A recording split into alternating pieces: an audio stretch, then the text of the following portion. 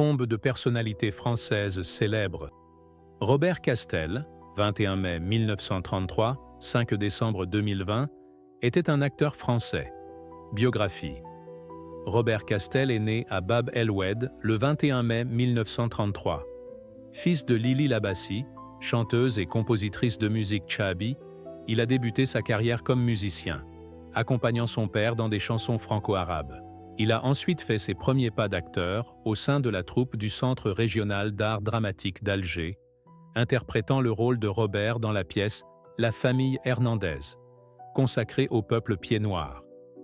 À 24 ans, il a fait ses débuts au cinéma dans Les Amants de demain, de Marcel Blisten, et Un témoin dans la ville, d'Édouard Molinaro. Il a poursuivi sa carrière d'acteur jusqu'à la fin du XXe siècle, terminant en 2017 avec le documentaire Les Magnifiques, avec Charles Marouani, Enrico Macias et Philippe Clerc. Le documentaire retraçait la culture populaire française des années 1960 aux années 1980. Robert Castel était le veuf de l'actrice de pied noir Lucette Sahuquet, décédée en 1987. Le couple est apparu dans les émissions Les Grosses Têtes, RTL et Les Jeux de 20h, France Région 3.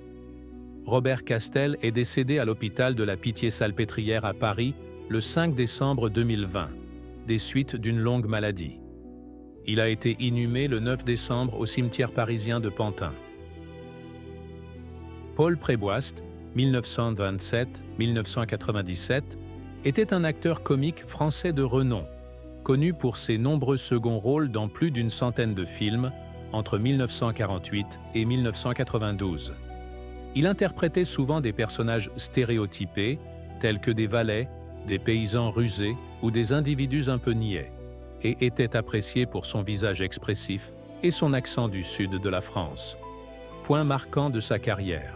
Début de carrière.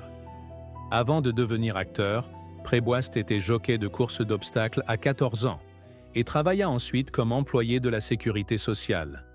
Pendant la Seconde Guerre mondiale, il imitait Fernandel et Noël dans les brasseries et les hôpitaux de Marseille. Théâtre et radio. Il s'installa à Paris à l'invitation du comédien Henri Crémieux, étudia l'art dramatique et se produisit au théâtre et dans des cabarets. Dans les années 1950 et 1960, il anima une émission de radio aux côtés de Pierre Dac et Francis Blanche. Rôle au cinéma.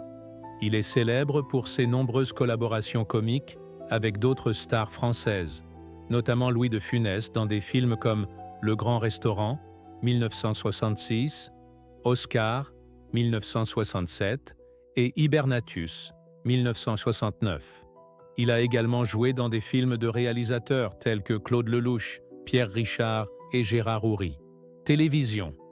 Préboist est apparu dans plusieurs téléfilms et épisodes de la série policière Les 5 dernières minutes. Vers la fin de sa vie, il était un invité régulier des émissions de divertissement de Patrick Sébastien. Interprétation dramatique remarquable. Bien qu'acteur comique avant tout, sa performance dans le film dramatique Le bateau sur l'herbe, 1971, a été saluée par la critique. Vie privée. Son frère, Jacques Préboist, était également acteur et a joué dans de nombreux films, souvent aux côtés de Paul. Paul Préboist est décédé à Paris le 4 mars 1997, à l'âge de 70 ans, des suites d'une longue maladie. Il est enterré au cimetière de Couilly-Pont-aux-Dames, village où il a passé la fin de sa vie. Une rue de Marseille porte son nom.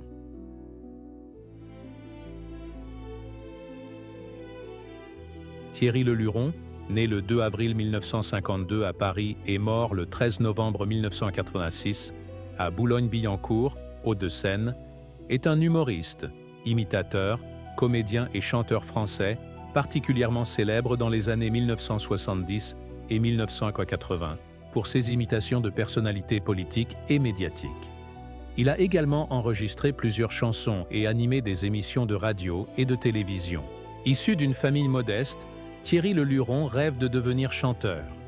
Très jeune, il remporte plusieurs concours de chant, dont Le Jeu de la chance en 1970, diffusé à la télévision, et qui lui permet de se faire connaître du grand public, impressionné par la qualité de ses interprétations puis de ses imitations, notamment celle du Premier ministre Jacques Chaban-Delmas.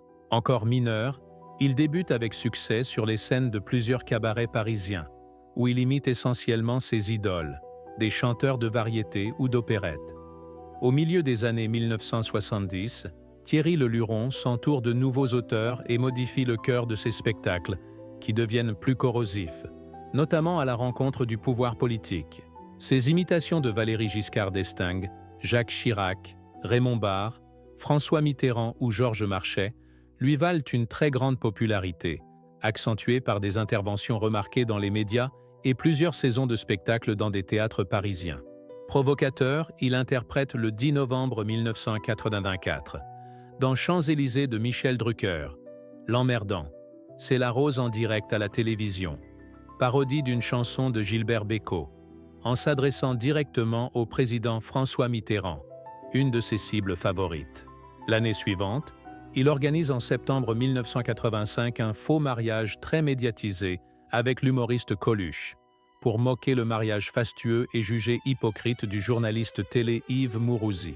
La personnalité de Thierry Leluron a inspiré, de son vivant et après sa disparition, de nombreuses polémiques, tant sur son train de vie luxueuse et sa vie mondaine, que sur ses opinions politiques ou sa vie privée, qu'il a toujours tenté de garder secret aux yeux du grand public.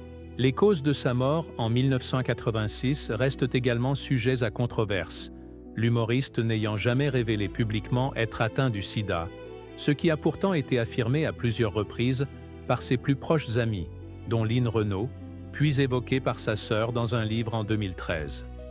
Très populaire de son vivant, Thierry Leluron a été l'un des premiers à transformer l'imitation de personnalités, principalement exercée jusqu'alors par des chansonniers, dans des petits cabarets en un véritable spectacle de music-hall adapté aux grandes salles comme l'Olympia. Son succès, ses performances vocales et sa liberté de ton ont été salués, notamment après sa mort, par de nombreux artistes et hommes politiques.